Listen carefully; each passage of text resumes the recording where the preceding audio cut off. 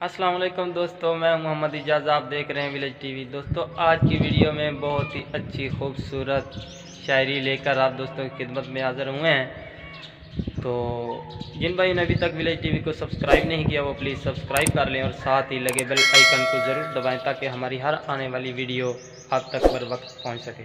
तो चलते हैं दोस्तों शायरी की तरफ। मैं लोगों से मुलाकातों के लम्हे याद रखता हूँ।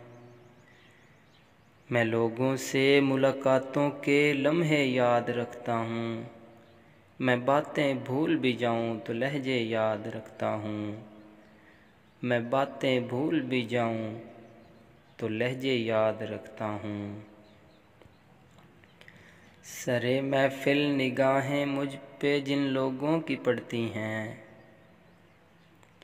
सरे महफिल निगाहें मुझ पे जिन लोगों की पड़ती हैं। निगाहों के मुआफ़ी से वो चेहरे याद रखता हूँ। निगाहों के मुआफ़ी से वो चेहरे याद रखता हूँ।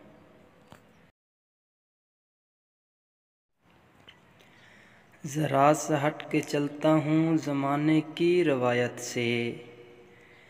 ज़रा सा हट के चलता हूँ ज़माने की रवायत से। जिन पे बोझ मैं डालूँ वो कंधे याद रखता हूँ।